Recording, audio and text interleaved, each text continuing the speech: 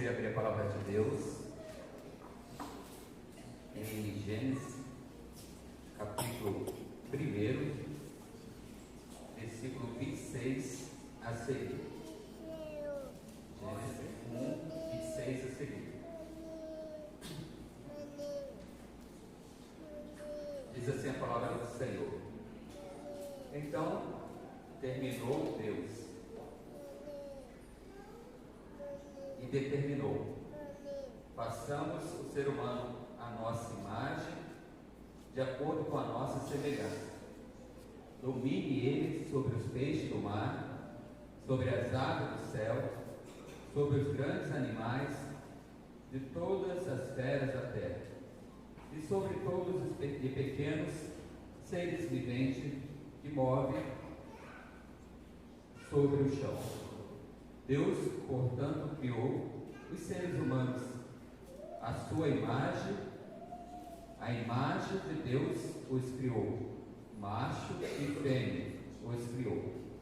Deus então abençoou e lhe deu ordem: sejam férteis e multiplicai-vos, povoai-vos e sujeitai-vos à terra. Domine sobre os peixes do mar, sobre as aves dos céus e sobre todos os animais que rastejam sobre a terra. Mateus 28, 18 a seguir. Mateus 28, 18 a seguir.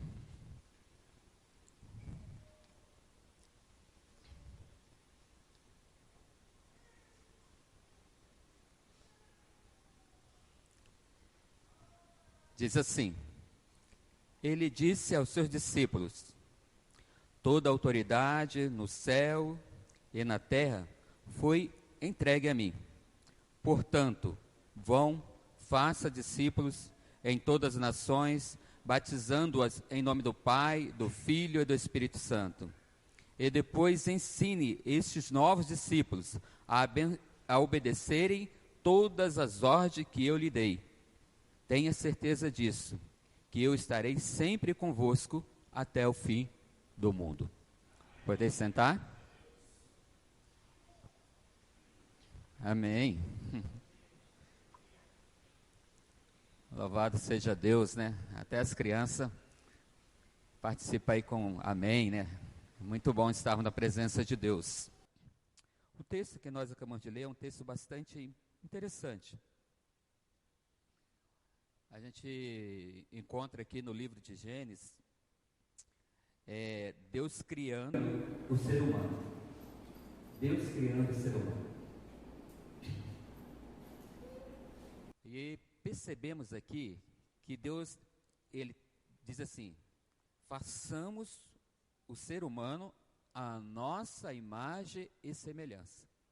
Então todos nós sabemos que quando ele fala façamos, não estava só Deus Pai ali presente, estava Deus Filho e Deus Espírito Santo. O Senhor Jesus já estava aqui, já estava nesta cena. Por isso que quando a gente vai lá em Colossenses, capítulo 1, a partir do versículo 13, lá em Colossenses, Paulo olha para os nossos irmãos de Colosso, os irmãos que moravam naquela cidade, e a cidade de Colosso era uma cidade muito idólatra. Diz os historiadores que era uma das cidades mais idólatras que existia. E ali existiam alguns irmãos, alguns crentes que ali estavam. E eles também eram voltados para a idolatria. Servia a Deus e ao mesmo tempo se envolvia com coisas que não agradavam a Deus. Aí lá em Colossenses capítulo 1, a partir do versículo 13, Paulo começa a apresentar para os nossos irmãos de Colosso o Senhor Jesus Cristo. Aí ele fala assim, este que esteve no nosso meio, este que passou por esses momentos difíceis que todos nós sabemos, ele morreu. Mas ele morreu para nos resgatar da treva. Nós estamos vivendo em treva, ele morre por nós para nos resgatar das trevas. E esse mesmo Jesus que morreu por nós, Ele estava presente lá na criação. Ele estava presente na criação. E aí, ele diz assim, ele era o primogênito da criação. Até algumas pessoas, alguns historiadores e estudiosos, pegam esse texto para dizer que Jesus também foi criado. Mas Jesus não foi criado. Jesus é Deus. Ele existia desde todos os tempos. Ele sempre existiu. Quando fala que ele é a primogênito da criação, é porque todas as coisas, aí Paulo fala assim, ó, porque todas as coisas provêm dele. E todas as coisas foram criadas por ele. Então, tudo que existe neste mundo provém de Jesus. E tudo foi criado por Jesus. E aí ele continua dizendo, para Jesus. Então, todos que aqui estamos, todos nós, tudo que existe neste mundo, foi criado por Jesus, para Jesus, para Ele. Olha só, eu e você fomos criados por Jesus, por Deus, para Ele. Para Ele. Por isso, quando cantamos aqui, que nós adoramos a Ele, porque Ele é Deus. Ele é o Senhor dos Senhores. Aí, em Gênesis, nós encontramos aqui, ele fala, ó, vamos fazer o homem, ele vai ser a nossa imagem, e vai ser a nossa semelhança, e ele vai dominar sobre tudo que existe, na terra, no mar, nos céus, todos os animais, tudo que move no chão. Deus, portanto, criou os seres humanos à sua imagem, a imagem de Deus o criou. Aí depois ele vem e fala assim, e abençoou. Olha que interessante, pastor Mi. Deus cria o homem para que o homem governe todo o universo. Tudo que existe no mundo, tudo que existe na terra, o homem vai ter domínio sobre eles. E aí depois ele fala assim, e o abençoou. Ele cria, ele dá uma ordem para a raça humana e abençoa. Agora, algo interessante aqui nesse abençoou.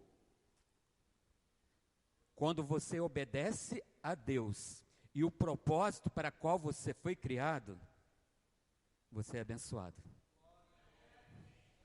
Quando você obedece a Deus, irmão Kraut, e o propósito para qual você foi criado, conte com a bênção de Deus, porque Ele promete e Ele abençoa. Ele nos abençoa. Agora, quando eu resolvo desobedecer a Deus, resolvo mudar o propósito de Deus para a minha vida, aí você se desvia da bênção de Deus. Aí você foge da bênção de Deus. Aí, Vanderlei, tem muitas pessoas que ficam questionando e perguntando, por que eu não sou abençoado? Porque ele está fugindo do propósito de Deus. Deus faz algo e Ele quer outro. Quando você quer agir com as suas próprias mãos, da sua forma, foi como eu falei ontem, você perde a bênção. Você perde a bênção de Deus. Aí o texto nos fala que aí Deus abençoa e dá uma ordem também. Sedes férteis. Diz assim, ó, vocês multipliquem-se. Vocês tenham filhos. Venha povoar a terra. Sejam férteis. Aí eu pergunto para você, eu e você fomos feitos para glória de Deus. Então, a glória de Deus se manifesta através do homem aqui na terra. Aí Deus fala assim, ó, vocês têm de multiplicar, para que a terra venha a ser cheia da glória de Deus. É o que está escrito lá em Isaías, capítulo 6, versículo 3, quando diz que ele olha para a terra e vê a terra cheia da glória de Deus. Eu e você somos a manifestação de Deus. Eu e você somos a manifestação de Deus. Hoje, eu às vezes fico triste quando eu converso com um jovem casal. Você está aqui, o Mateus, que eu acho que é um dos mais recém-casados aqui. O Rony está querendo também se casar, né? E às vezes eu converso com alguns jovens, aí eu já vi algumas irmãs falam assim: ah, pastor, eu estava pensando, mas eu acho que eu não vou ter filho, não. Filho está tão caro. Vocês já ouviram alguém falar assim, que filho é caro? É tão caro ter filho. Aí eu olho para o outro lado, você percebe também que aqui é uma ordem de Deus, para que a gente venha multiplicar. Olha só o que o inimigo faz. O inimigo está colocando na cabeça do ser humano que é melhor ele ter em vez de ter homem e mulher, 2 mulheres ser companheiras, porque eles não vão ter filhos. Ou 2 homens ser companheiros, porque também não vão ter filhos. Aí a gente olha assim, parece que não tem nada a ver. Mas se a raça humana parar de crescer, para de ter pessoas para a glória de Deus. Para de ter pessoa para manifestar o poder de Deus. Eu e você manifestamos o poder de Deus. Os homens e as mulheres manifestam o poder de Deus. Quando as pessoas olham para si, elas têm de entender que eu e você somos a imagem de Deus. Então, irmão, não é caro ter filho. Caro, né, pastor Armando? É passar por um tratamento de câncer. Isso é caro. Agora, ter filhos e fazer com que essas crianças venham manifestar a glória de Deus, isso é bênção de Deus. Porque Deus fala que filho é herança de Deus. Então tenha na sua mente, filho é herança, é presente de Deus. Não diga que o teu filho custa caro. Teu filho é presente de Deus. Aí, ele fala, ó, enche a terra, multiplique. Interessante aqui que Adão e Eva foi feito imagem e semelhança. Então, imagem de Deus. E diz a palavra de Deus que Deus diariamente estava em comunhão com eles. Deus andava no jardim, Deus conversava com eles. Diariamente Deus tinha comunhão com Adão e Eva. Eles já eram imagem de Deus. E agora eles estavam crescendo em semelhança de Deus.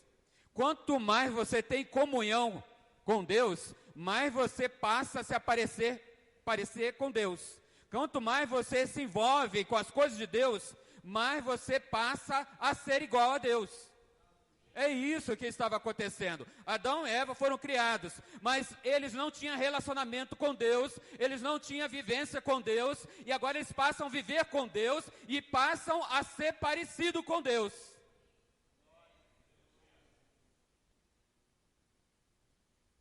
Hoje teve algumas coincidências engraçadas lá. A gente estava conversando, aí houve um negócio lá, e aí eu falei assim, mas ela não é tão bonita como a Valnice. E ela já ia abrindo a boca para dizer, e ele não é tão bonito como você. Foi isso que aconteceu, né? Eu estava do outro lado lá da casa, lá na área de serviço. Aí eu falei para eles, gente, vocês me desculpam que eu voltei de tomar um banho. Aí quando eu chego na sala, eu pergunto para a Ruth, onde estava a Valnice? Está tomando banho. Ela sentiu o desejo de tomar banho no mesmo momento. Foi coincidências, será? Não. É que quanto mais você passa a conviver com a pessoa, mais você vai se tornando parecido com essa pessoa. Quanto mais você passa a viver com a pessoa, você vai sabendo o que ela quer. É igual aqui, vou pegar de novo aí, Mateus, desculpa. Mateus está recém-casado, mas quanto mais ele passar a conviver com a sua esposa, mais parecidos vão ser. Mais parecidos eles vão ser.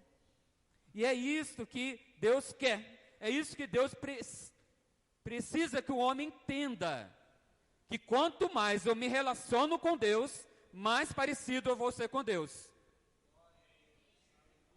E eu só vou ser parecido com Deus, irmão Agostinho, quando eu estiver na presença de Deus.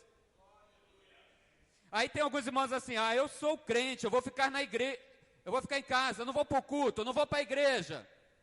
Irmão, toma cuidado, porque é aqui na igreja que a gente sente a presença de Deus com mais intensidade.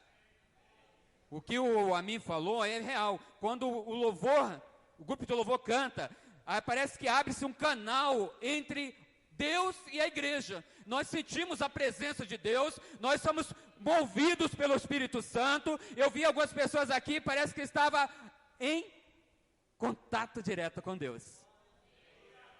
Igreja me aproxima de Deus, congregar me aproxima de Deus, estar nos cultos me aproxima de Deus. Isso aproxima a igreja de Deus. Eu e você precisamos estar na presença de Deus, porque eu já sou a imagem de Deus, só que aí eu preciso ser semelhante a Deus. Aonde eu passar, as pessoas vão começar a olhar e falar assim: olha como esse homem é diferente, olha como essa mulher é diferente, ela se parece com Deus. É isso que Deus quer. Ele quer isso de mim e de você. Aí alguém fala assim, mas não precisa estar em comunhão, não precisa participar de culto. Lá em casa tem muito livro, eu vou ler, eu vou saber de Deus. A Bíblia também ajuda, mas eu preciso ter comunhão. Olha só, para vocês entenderem, um exemplo aqui bem fácil. Eu acho que tem aqui quase umas 80 pessoas. Quem de vocês aqui já leram 10 livros sobre cultura brasileira? Levante a mão. Poxa, eu tinha um presente para quem tivesse lido 10 livros. Quem leu 5 livros sobre cultura brasileira? Ninguém. Quem já leu 2 livros sobre cultura brasileira? Opa, já melhorou. Quem já fez um curso de cultura brasileira? Ninguém. O Amin já fez um curso sobre cultura brasileira.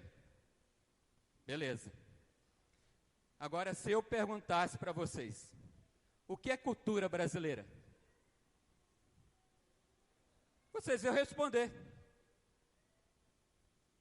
E às vezes nem precisa responder. Eu estive fora do Brasil e eu fui para uma praça. Eu falei assim, eu vou ficar aqui, ninguém me conhece, vou ficar quietinho. Aí de repente chega uma pessoa e fala assim, você é brasileiro, né?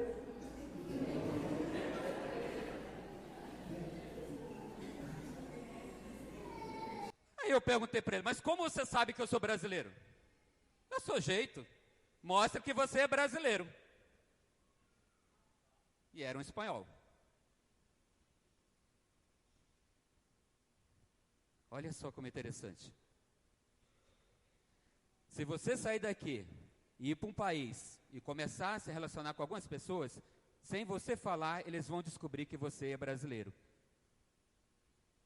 E se eu começar a perguntar sobre cultura brasileira, todos irão responder alguma coisa sobre a cultura brasileira. E nunca leram o livro, nunca fizeram um curso, mas vão responder o que é cultura brasileira. Aí vão falar que é carnaval, que é praia, que é churrasco, que é não sei o que lá, é tambaqui, futebol, todo mundo vai falar. Mas por quê? Porque vocês vivem no Brasil. Vocês vivem no Brasil. Vocês veem isso todos os dias. Vocês têm relacionamento com pessoas que são brasileiras. Por isso que você sabe sobre cultura brasileira. Se eu estou na presença de Deus, se eu tenho relacionamento com Deus, eu vou conhecer cada dia mais acerca de Deus.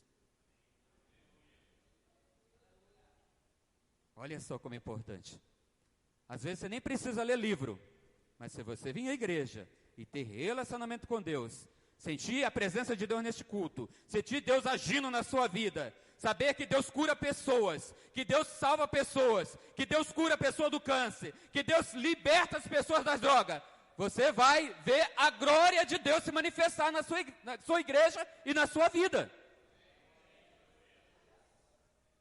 E quanto mais eu faço isso, mais eu conheço Deus. Mais eu conheço Deus. Então nós, como igreja de Deus, precisamos ter relacionamento com Deus, para sermos semelhantes a Deus. Outro ponto interessante aqui, que aí Deus pega os nossos primeiros pais, tem relacionamento com eles, aí começa a crescer a raça humana, só que a raça humana começa a distanciar de Deus. Aí Deus vai lá e fala assim, ó, eu vou pegar aqueles 12 lá, os 12 filhos de Jacó, eu vou fazer deles 12 tribos. Essas 12 tribos vai se tornar uma nação.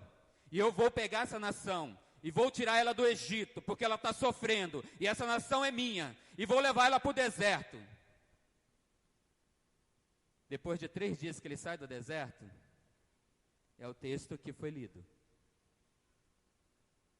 Deus ordena a Moisés, leva o povo de Israel para o pé do monte de Sinai, e eu vou me apresentar a eles. Aí Deus faz isso. E aí o povo está todo em volta do monte lá, no pé do monte de Sinai. Quando de repente começa trovão de todo lado, começa relâmpago de todo lado, aparece uma nuvem escura, e diz que o monte até treme, porque Deus se manifesta no topo do monte. E aí o povo fica pasmo, quem é este? E Moisés fala, é o Deus Todo-Poderoso, o Deus que livrou vocês do Egito. E aí Deus passa a habitar no acampamento, é isso que diz a palavra. Deus passa a viver com o povo, através da nuvem, através do tabernáculo. Deus está presente ali no deserto. Por isso que tudo que Moisés fez, Moisés foi próspero, porque Deus estava com ele. E o povo passa a ter conhecimento de Deus. Não foi por acaso que eles ficaram 40 anos lá. Não, Deus estava preparando a nação, Deus estava fazendo com que elas passassem a conhecer quem era eles, para que ele também viesse a ser conhecido entre as demais nações por Israel. Deus prepara o povo dele. E assim acontece. Mais tarde, as pessoas falavam, as outras nações falavam, ó, não podemos guerrear contra aquela nação, não. Porque Deus está com eles. Deus está na vida deles. Outro fato interessante, que eu narro aqui na Bíblia, é de Atos. Todos já ouviram falar sobre Estevão. Estevão, ele foi condenado. Por quê? Porque ele começa a falar a verdade. Estevão começa a falar a verdade. Aí tem um momento que Estevão fala a verdade e a multidão fica com raiva. Os fariseus ficam com raiva. Aí diz o texto lá que a multidão arrasta Estevão para fora da cidade. As testemunhas oficiais, elas tiram o seu casaco. E o texto diz que elas pegam o seu casaco e tinha um jovem ali em pé. E eles pegam e jogam o casaco no pé desse jovem. E essas testemunhas pegam pedra. Irmãos, tenta imaginar essa cena. Estevão agora está fora da cidade, sabendo que vai morrer. As testemunhas pegam pedra e começam a tirar as pedras que vai tirar a vida de Estevão. As pedras começam a cair sobre o seu corpo. A primeira machuca e tira sangue. Mas de repente é uma nuvem de pedras. E essas pedras começam a quebrar ele por dentro. Pode ter caído pedra no seu rosto, na sua cabeça. E ele está ali. E ele está ali. Aí chega um momento que ele fala assim: eu vejo os céus abertos. Eu vejo Deus. Eu vejo o Filho de Deus, Senhor Jesus ao lado dele. E aí que cai pedra mesmo, porque ele fala assim, ó, está blasfemando contra Deus. E aí ele cai de joelho. Aí ele fala assim, Senhor, eu entrego meu espírito a ti. E mais pedra cai. Aí sabe o que ele fala? Senhor, eu oro a ti. Ó Senhor, não olhe para o que eles estão fazendo, mas perdoa eles porque eles estão fazendo com isso comigo. E não o mate por causa disso.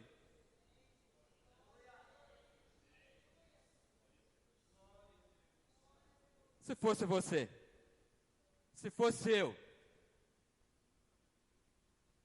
você lá e os homens lá te jogando pedra, mas você não fez nada, só porque você falou a verdade, só porque falou que Deus existe e que eles estavam errados. O que você gritava, irmão Josinho, irmão Agostinho? O que você gritava, Lucilena? O que eu gritava? Será que eu falava assim, ó, Pai, perdoa eles.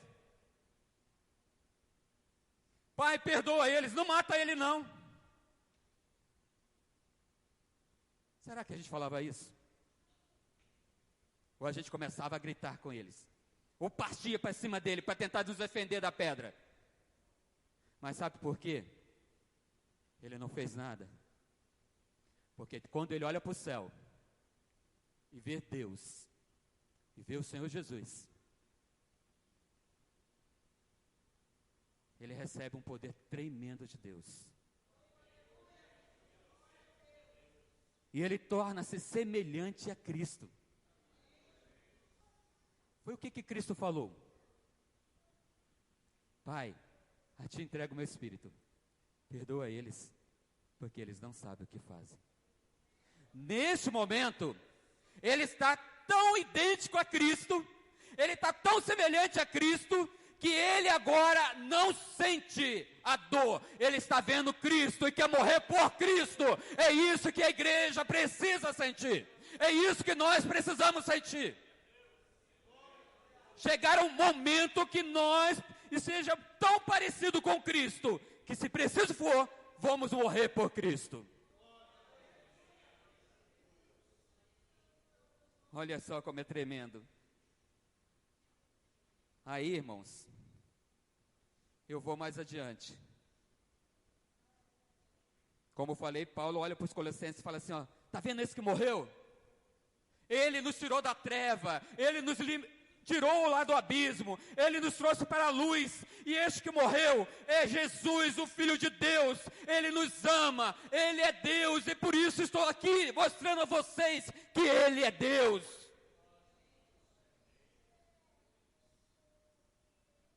Aí eu vou mais à frente. João, o discípulo amado. Paulo, você está apenas 1 ano. Eu acredito que muitas pessoas já passaram a te conhecer e gostam de você. Mas geralmente é isso que acontece. Aí vem um pastor aqui, vamos dizer, o pastor Ageu, que alguns conhecem, ou o pastor Adel Wilson, o presidente. Aí ele traz uma mensagem aqui nessa igreja. Aí, durante a semana, a mensagem foi maravilhosa. Os irmãos falam assim, poxa, mas que mensagem. Que pastor abençoado. Aquele homem é usado por Deus. Paulo viveu 3 anos com Jesus. Paulo não, João, 3 anos com Jesus. O discípulo amado. Estava sempre próximo. Aí Paulo escreve lá, no princípio era o verbo, e o verbo era Deus, e o verbo estava com Deus, e todas as coisas foram feitas por ele. João entende que aquele homem que passou 3 anos ali com eles, era Deus, era Deus, era Deus.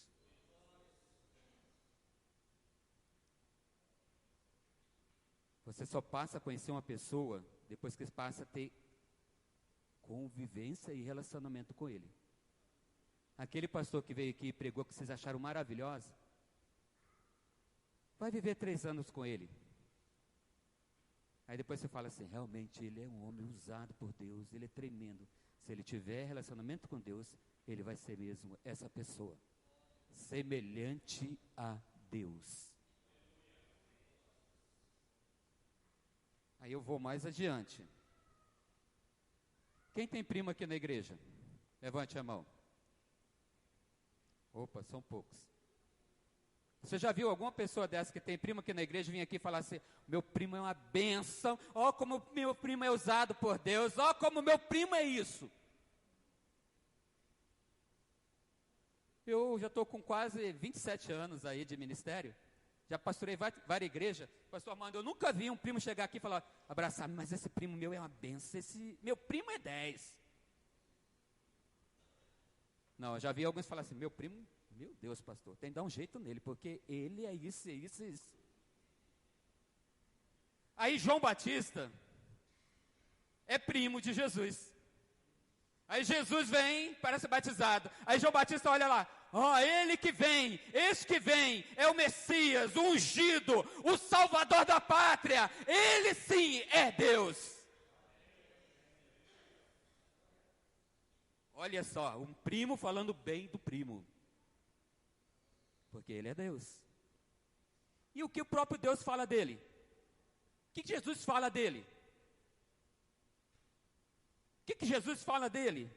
Jesus fala assim, eu sou o caminho, a verdade e a vida. Quem crê em mim, ainda que esteja morto, viverá e estará comigo para sempre. O próprio Jesus fala que ele é Deus. Ele fala que é Deus. Vamos lá para Mateus 28. Vocês perceberam que em Gênesis, Deus faz o homem e a mulher, e Deus dá uma ordem para esse homem e essa mulher. Vocês vão dominar a terra, vocês vão encher a terra, e vocês vão ser abençoados se assim fizer. Aí lá ele fala assim, ó. Lá em Mateus, vamos lá ler de novo lá. Olha só o que está escrito. Mateus 28. E disse aos seus discípulos, toda autoridade no céu e na terra foi a mim entregue. Portanto, vão, faça discípulos em todas as nações, batizando em nome do Pai, do Filho e do Espírito Santo. E depois ensine essas coisas aos novos discípulos, obedecerem as minhas ordens. E tenha certeza que eu estarei convosco até o fim de todas as coisas. Ele pega os 11 que vai se encontrar com ele na montanha e fala assim, ó, eu dou uma ordem a vocês. Vocês precisam fazer discípulos. Vocês precisam anunciar Jesus. Você tem de falar para ele quem eu sou. O porquê que eu existo. O porquê que eu vim. Esta é a sua missão. Vocês nasceram para isto.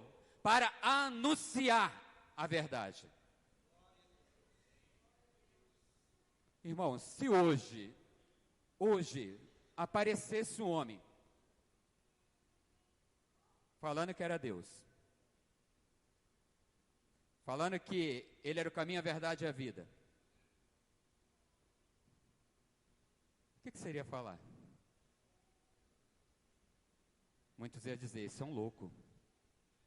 Onde já se viu um homem desse falar que é Deus? Ele é louco, é um lunático. Mas a palavra de Deus nos mostra que isso aconteceu. Mas não foi só o próprio Jesus que falou que ele era Deus. As pessoas que viviam com ele, as pessoas que viram ele, e os milagres que ele fez, as maravilhas que ele fez, todos reconheceram que ele era Deus. Prova disso que alguém, um dia, usado por Deus, escreveu essa história para que eu e você hoje viéssemos estar aqui. Então, Jesus é Deus, Ele não é um louco, Ele é Deus, Ele é o meu Deus, Ele é o seu Deus, Ele é o teu Salvador. Aí eu digo para você, se Jesus é Deus, por que nós não obedecemos a Ele? Se Se eu creio que Jesus é Deus, e aí ele fala para mim assim, ó, sai, anuncia a verdade, faz discípulo, diga para as pessoas quem eu sou, o que eu fiz por elas, diga porque eu estou mandando. Jesus é Deus. Ele não é um lunático. Ele não é um louco. Ele é Deus. Ele esteve nessa terra. E ele fez milagre. Ele mostrou quem ele era. E prova disso que ele ressuscitou dos mortos. Somente Deus pode ressuscitar e dar vida. Somente Deus. Irmãos, nós não estamos brincando. Ontem eu falei, nós não podemos brincar de cristão. Nós estamos diante de Deus. Aquele que desceu no monte e fez com que trovões aparecessem, relâmpago aparecesse, uma nuvem escura aparecesse, o monte fosse abalado e as pessoas ficassem pasma. O que está acontecendo, Moisés? É Deus que habita no nosso meio. É Deus que está conosco. Deus habita aqui, irmão. E se eu creio que Deus habita em mim, eu preciso ser um discípulo do Senhor Jesus. Eu preciso anunciar Jesus. E o propósito da raça humana, quando Deus criou, era para que ele viesse ser a glória de Deus, para que as pessoas olhassem para o homem e vissem no homem a manifestação de Deus, a imagem de Deus e a semelhança de Deus. Então, Deus quer que você seja imagem e semelhança dele, parecido com ele. Eu insisto a dizer, se nós nos parecermos com Deus, nós iremos ser abençoados por Deus, iremos ser grandes para a honra e glória do Senhor Jesus.